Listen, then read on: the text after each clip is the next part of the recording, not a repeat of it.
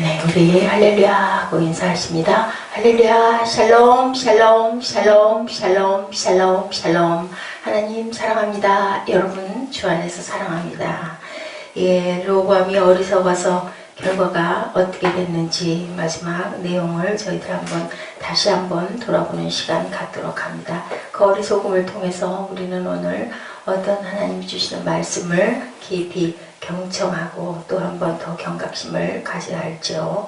예, 공적인 일들의 소요 속에 있을 때 과격한 처사가 주는 나쁜 결과, 그죠? 이렇게까지 될 줄 알았으면 르호보암이 그리하지 않았을 건데 이렇게 될 줄은 몰랐겠죠. 3일 말미를 부탁을 한 것까지는 참 잘했는데 나들 왔더니 여로보암이 나왔더니 그만 호악한 말로 대답을 할세. 답을 그렇게 내렸기 때문에 아마 더더욱 엄포스럽게 사람의 그 나쁜 악한 그 속성 안에는요, 약한 자들에게는 더 으름장을 놓고 무섭게 보는 그런 부분이 여기 드러나 보입니다. 호악한 말로 대답할세. 노인의 교도를 버리고, 거기 원로들이 그렇게 하라고 그랬죠. 가볍게 해주라고, 그 멍에가 너무 무거웠다라는 그 얘기를 좀 들어주라고 했는데 그냥 그것을 소년들, 자기의 그 동료들, 함께 자란 동료들의 가르침을 쫓아서 내붙이는 너의 멍에를 무겁게 해서 나는 더하겠다.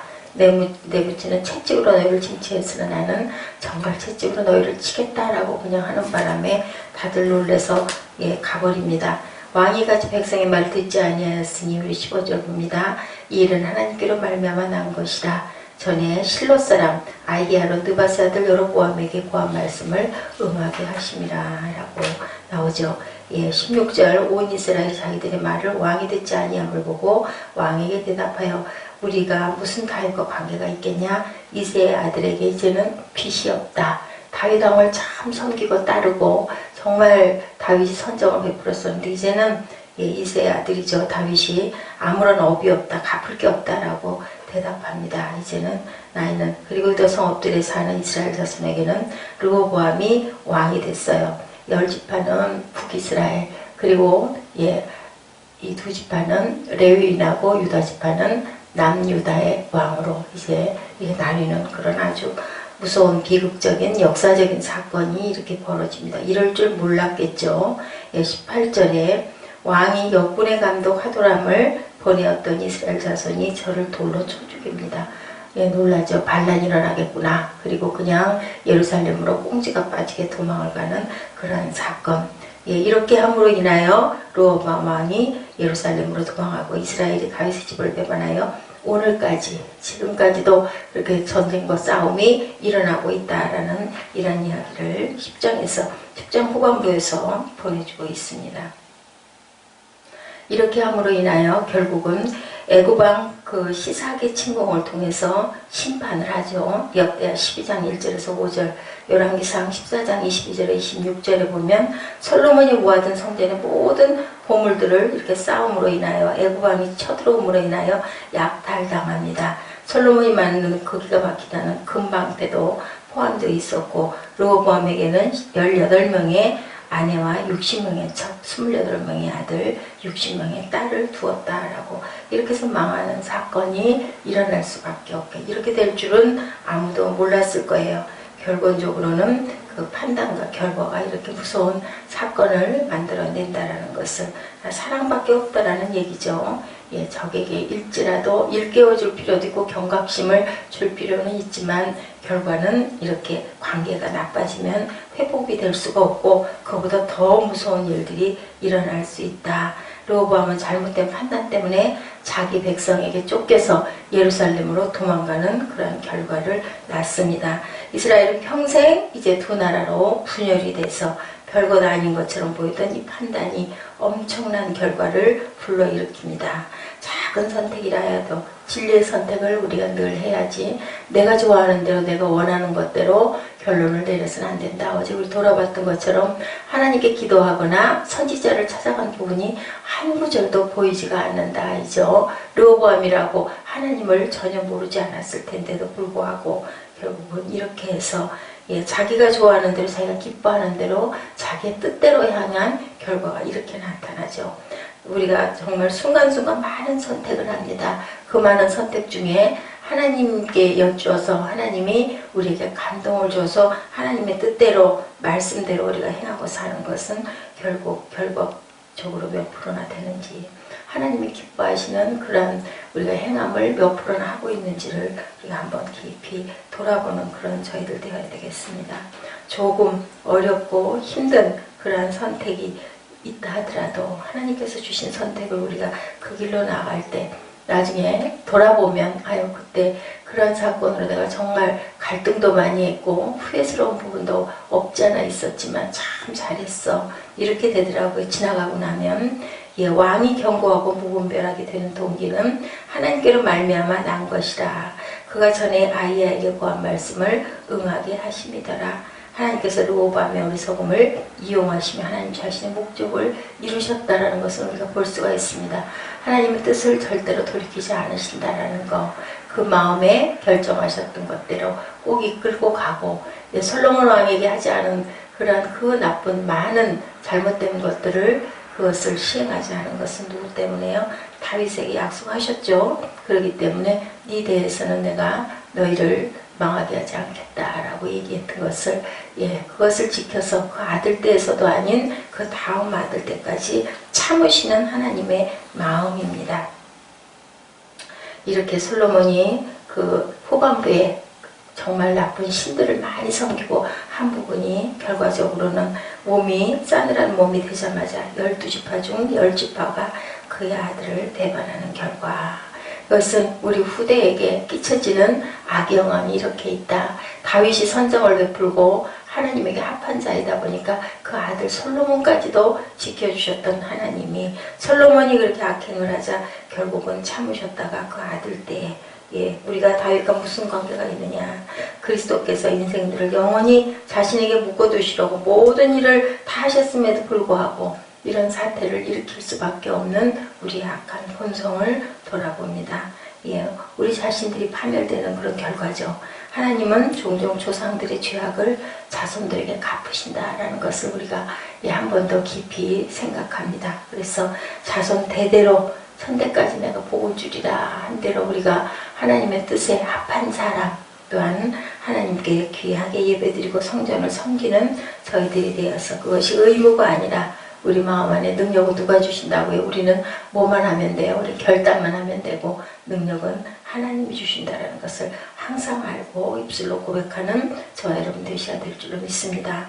성도들의 실패가 그들의 머리 되신 그리스도께 대한 어떤 약속을 폐기시키지는 못할 것이다.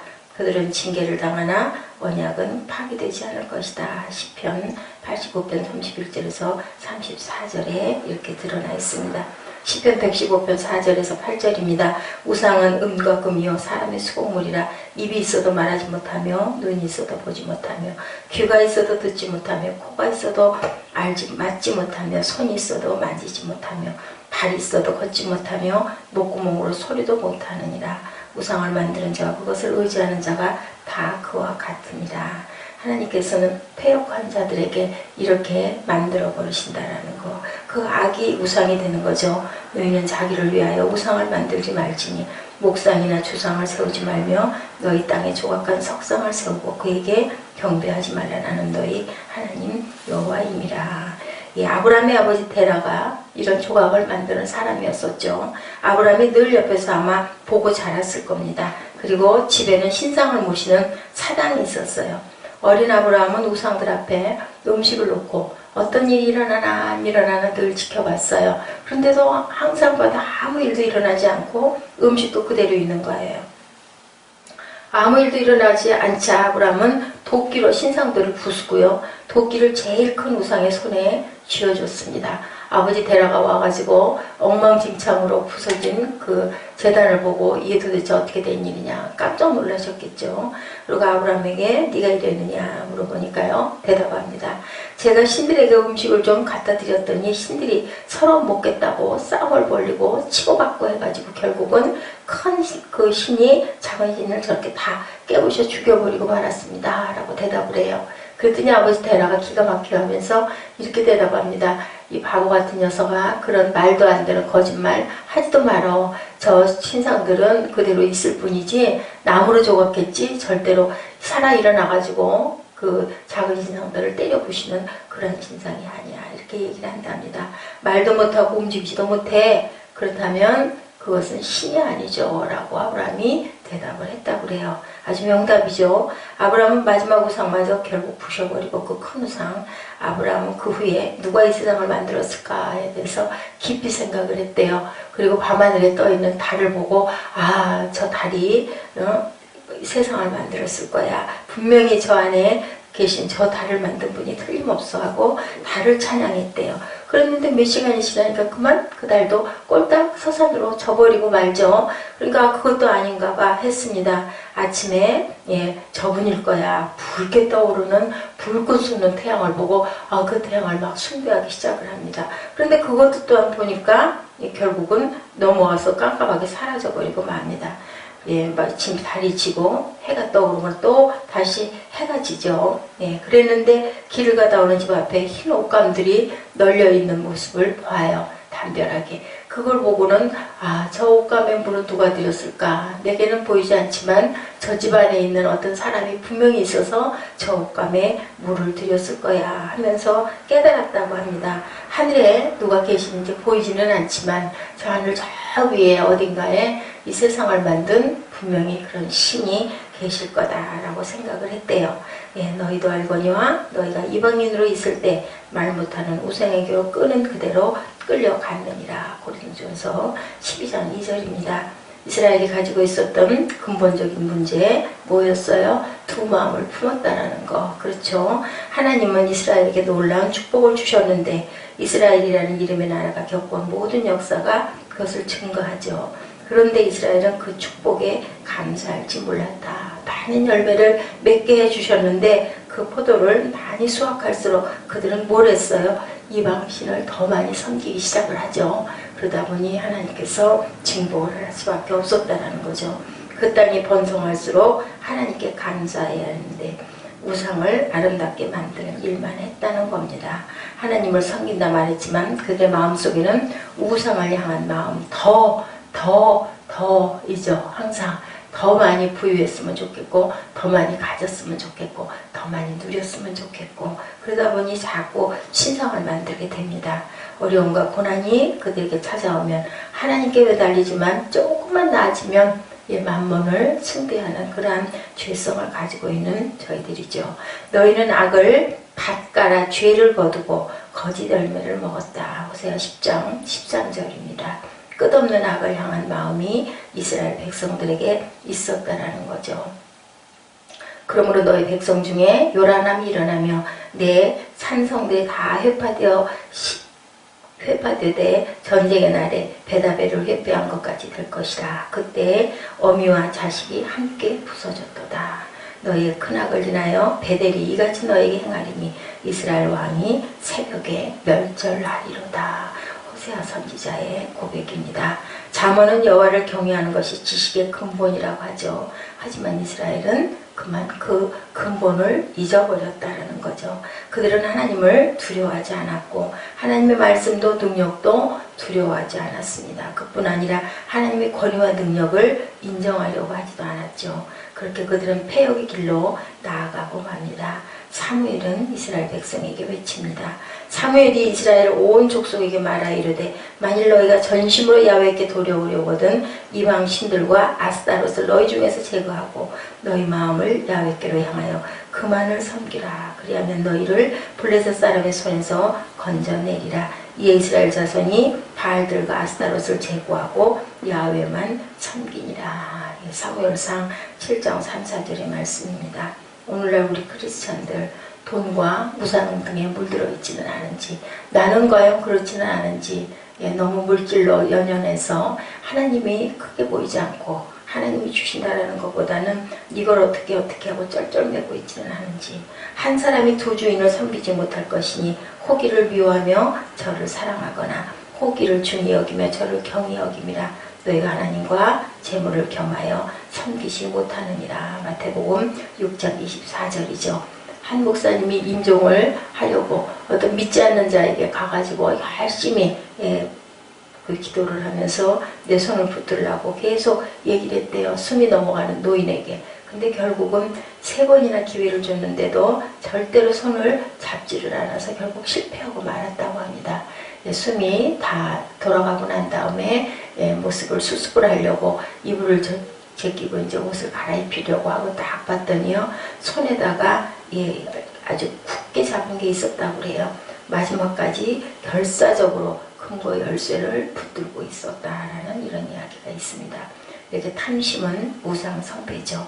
이 같은 자들은 우리 주 그리스도를 섬기지 아니하고 다만 자기들의 배만 섬기나니 교활한 말과 아첨하는 말로 순진한 자들의 마음을 미혹하느니라. 골로새서 3장 12절에서 17절까지 우리 같이 합독하시고 그리고 기도하는 시간 갖도록 합니다.